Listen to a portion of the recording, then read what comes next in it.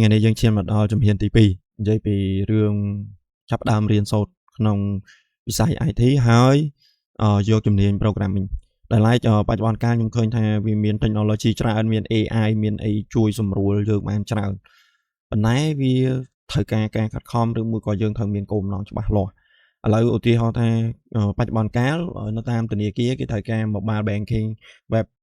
application អញ្ចឹងវាមាន Flutter វាមាន React វាមាន Native អញ្ចឹងវាមានច្រើន technology ប៉ុន្តែគោលដៅតែមួយគត់គឺបំរើឲ្យសេវាកម្មមានន័យថាបើយើងចង់បៀឬមួយក៏ចង់រៀនពី language អីក៏ដោយគឺយើងត្រូវតែមានមូលដ្ឋានគ្រឹះក្នុងការដែលយើងយល់ថាហេតុអីមិនគេចាំបាច់មាន application ហើយការងារវាហ្នឹងវាបែបម៉េចអញ្ចឹងនេះគ្រាន់តែជាយោបល់ឬមួយក៏ជា reference ខ្លះដែលខ្ញុំធ្វើហើយខ្ញុំលើកឧទាហរណ៍ថាឥឡូវឧទាហរណ៍ថា version ទាបខ្ញុំធ្លាប់ធ្វើនេះជាប្រភេទ desktop application ហើយវា version ទាបឯងមានន័យថា Visual Studio គឺខ្ញុំប្រើ2010ហើយមកដល់ថ្ងៃនេះគឺខ្ញុំអត់មានពេល upgrade ទេដោយសារតែបច្ចេកនេះគេរ៉ានគេប្រើវាប្រហែលជាចូល10ឆ្នាំហើយយើងអត់មាន issue អីមានអត់មានបញ្ហាអីគឺយើងអត់ទៅ edit ទៅកែអីផ្សេងបន្ថែមទេអញ្ចឹងណាអញ្ចឹងចង់បញ្ជាក់ថាម៉េចចឹងថាយើងអាចទៅរៀន Flutter ទៅរៀន Vue ទៅរៀន Laravel ទៅរៀនអីក៏ដោយប៉ុន្តែជាចុងក្រោយគឺ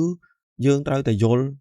workflow របស់វារបស់ system អញ្ចឹងការងារវាលើចុះក្រោមពីឆ្វេងមកស្ដាំហើយវាចូលរួមរវាងភាសាមានន័យ programming language មួយបូកទៅនឹង database អញ្ចឹង database វាមានច្រើនវាមាន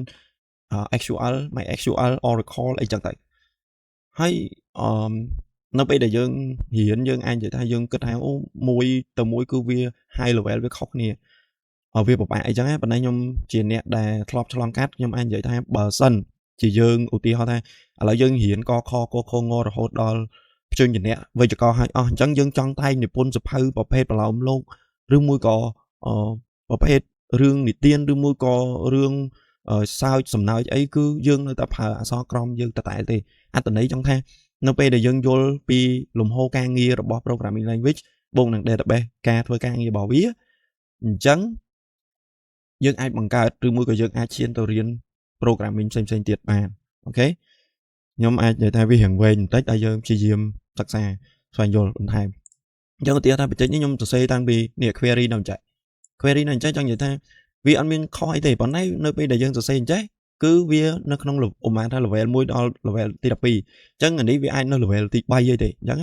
ហើយបើសិនជាការងារដែលងាយស្រួលដើម្បីឲ្យវាស្រួល update ស្រួលអីមកគឺវាត្រូវការប្រើ procedure ប្រើ function ប្រើ trigger ប្រើអីចឹងទៅអញ្ចឹងនេះឥឡូវឧទាហរណ៍ថាបច្ចេកនេះមួយអញ្ចឹង table មានតិចមែនទេអញ្ចឹង table គឺវាតិចប៉ុន្តែការងារ function នៅក្នុង procedure គឺច្រើនអាចនិយាយថាបើយើងធ្វើ application មួយ desktop application មួយនេះការងារ C# ត្រឹមតែ40% ទេមានន័យថា coding តែនៅក្នុង database គឺ60ទៅ70ឬអាចឈានដល់ 80% ហើយអញ្ចឹងការងារវាចឹងថា database គឺសំខាន់ហើយ database នេះវាមានបើលើ desktop ជិះវាមានតែ table view procedure function ហើយនឹង trigger ទេអាហ្នឹងដែលយើងឧស្សាហ៍យើងនិយាយទៅយើងប្រើជួយការងារយើងប៉ុន្តែបើយើងនិយាយពី Laravel API អញ្ចឹងវាមានរឿងរបស់វាផ្សេងទៀតអញ្ចឹងត្រឡប់មកវិញខ្ញុំចង់បង្ហាញថាម៉េចចង់ថានៅពេលដែលយើងសិក្សារៀនសូត្របច្ចុប្បន្នកាលយើងមាន AI មានអីចូលរួមជួយយើងច្រើនហើយតែវាត្រូវការយើងត្រូវការរៀនត្រូវការទៅអាចថាត្រូវរៀនឲ្យជាងមុនទៀតពីព្រោះឥឡូវបច្ចេកវិទ្យាស្រួលវាធ្វើឲ្យយើងហ្នឹងងាយស្រួលប្រើងាយស្រួល research អ្នកដទៃក៏គេងាយស្រួល research ដែរមិនចាហើយ AI វាមិនមែនមកជំនួសការងារយើង 100% ទេប៉ុន្តែអាការងារដែលយើងរៀននៅបញ្ញាបត្រ4ឆ្នាំវាសឹងថា AI រៀនតាមមួយថ្ងៃវាហើយវាចង់និយាយចឹងយើងត្រូវការស្វែងយល់ប្រើប្រាស់វារៀនប្រើប្រាស់វារៀនទាញយកពីវាយកមកប្រើវិញអញ្ចឹងឥឡូវខ្ញុំលើកបច្ចេកមួយទៀតបច្ចេកនេះយូរហើយប្រហែលជា2019 18អីទេខ្ញុំភ្លេចបាត់ហើយកាហ្វេអូខេអញ្ចឹងបច្ចេកនេះក៏ដោយអញ្ចឹងវាមាន structure នេះ layout លើ folder របស់វាអីយើងអាចនិយាយទៅអានេះវាជារឿងដែលយើងទុកហើយយើងទៅមើលថាតើយើងថ្ងៃក្រោយងាយស្រួលហួរងាយស្រួលកែវាអត់អញ្ចឹងយើងត្រូវការ build អានេះ control ដែលយើង build ខ្លួនឯងយើង build មនុស្សខ្លួនឯងយើង build អីចឹងទៅអញ្ចឹងហើយ form យើងបែងចែកសម្រាប់ system សម្រាប់ user interface ឬមួយអីចឹងហើយអញនិយាយថាខ្ញុំ coding ខ្ញុំចូលចិត្តប៉ុន្តែ design ខ្ញុំអត់សូវចូលចិត្តទេអញ្ចឹងតើអនាគតខ្ញុំបើសិនជាខ្ញុំមាន team គឺខ្ញុំរើសយកអ្នកដែលបកកែ design ឬមួយក៏មាន creative លើការ UX UI ច្រើនជាងសម្រាប់workflow ខ្ញុំមានបទពិសោធន៍បានខ្លះហើយអញនិយាយថារំលឹកខ្លះទៅគឺយើងអាចបន្តបានហើយកូដចឹងដែរយើងអាចរៀនបន្ថែមឲ្យបានប៉ុន្តែ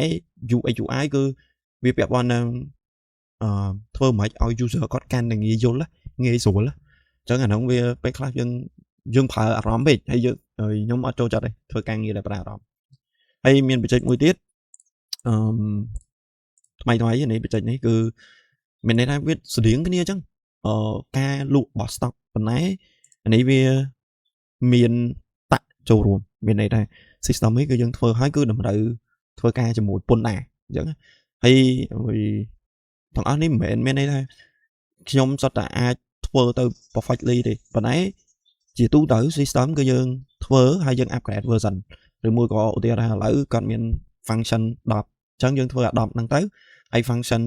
5ក្រោយទៀតគឺយើង upgrade នៅ version ក្រោយហើយបើសិនបើឧទាហរណ៍ថាពន្ធដែរមានការកែប្រែអីឬមួយក៏ការងារនឹងមានការកែប្រែអីគឺយើងត្រូវដឹងថា system យើងគឺកែទៅវាអត់ប៉ះការងារផ្សេងៗទេអញ្ចឹងនេះគ្រាន់តែជាអ្វីដែលខ្ញុំធ្លាប់ធ្វើហើយខ្ញុំនិយាយអំពី desktop application ហើយ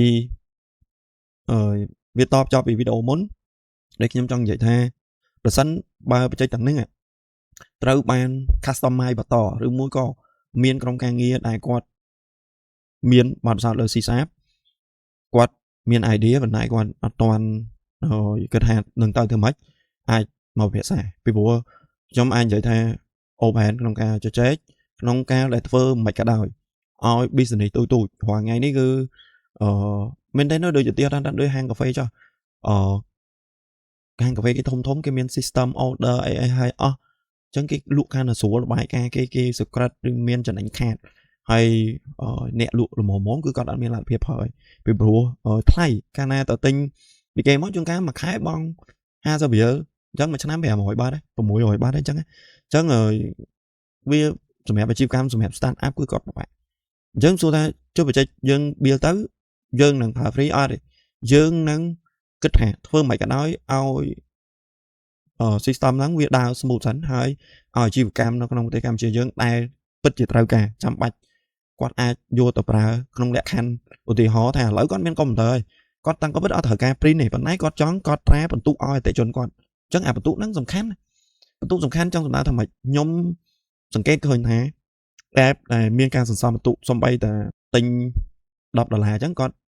ឬមួយក៏$100គាត់មានคูปอง$1អញ្ចឹងគាត់ធ្វើឲ្យអតិថិជនដែលទិញអស់រាប់ពាន់$ហ្នឹងត្រឡប់មកយកអាคูปองគាត់$100ហ្នឹង$100ច្រើនអញ្ចឹងខ្ញុំចង់និយាយពីកាលដែលឧទាហរណ៍ទិញកាហ្វេ10កែវយើង free ឲ្យគាត់1កែវវាជាទីផ្សារមួយដែលអតិថិជនក៏គាត់សប្បាយចិត្តដែរហើយដើម្បីគាត់ត្រារឿងទៅនឹងបានគឺត្រូវការ system ហើយតាមក៏ពិតដូចខ្ញុំនិយាយខាងដើមគឺអ្នកលក់កាហ្វេគាត់អត់ត្រូវការ invoice ទេកន្លែងខ្លះវាច្រើនទូគឺគាត់អត់មានទៅការ invoice ហើយជាទូទៅគឺគាត់មានកុំព្យូទ័រ laptop មួយហើយអញ្ចឹង laptop មួយគឺគាត់អាចគាត់ត្រាបានហើយគាត់ត្រាហើយគាត់ទាញរបាយការណ៍បានមកវិញហើយគ្រាន់តែថាវាអត់ full function ទេអត់ full function សំដៅថាម៉េចធម្មតា system ដើម្បី full function គឺវាត្រូវចំណាយច្រើនអីចឹងណាប៉ុន្តែក្នុងករណីឧទាហរណ៍ថាឥឡូវគាត់លក់កាហ្វេមួយថ្ងៃបានតែ30កែវហើយទៅចំណាយមួយខែ$50ទៅ$100ដើម្បីទិញ system វាពិបាកមែនអត់ប៉ុន្តែសួរថាអតិថិជនគាត់នេះដែលមកទិញគាត់ចង់គាត់ត្រាថា10កែវឲ្យអតិថិជនបានមួយកែវតើគាត់ធ្វើមិនបានគាត់ច្រោះយកអត់បានណាហើយមានកន្លែងលាងឡានមួយចំនួនគឺនៅប្រើกระดาษអុកกระดาษគាត់1 2 3 4 5អាกระดาษហ្នឹងគេបត់ពិសោធន៍ហ្មងគឺវាតែដល់ទី4អីហ្នឹងគឺវាបាត់ហើយវាដាច់ហើយតែអញ្ចឹងវាគាត់ត្រាបានពេញលេញអញ្ចឹងត្រឡប់មកវិញយើងជា IT ខ្ញុំចង់មានក្រុមប្រតិបត្តិមួយដែលសិក្សាអំពី business តូចឥឡូវទីរ៉ាមានហាងកាហ្វេក្រាស់ឡានហូតែលឬមួយក៏ business ណាដែលវាពិតជាត្រូវការយើងធ្វើទៅហើយឲ្យប្រជាជនយើងប្រើមានន័យថាអាជីវកម្មនៅក្នុងប្រទេសកម្ពុជាយើងប្រើអូខេ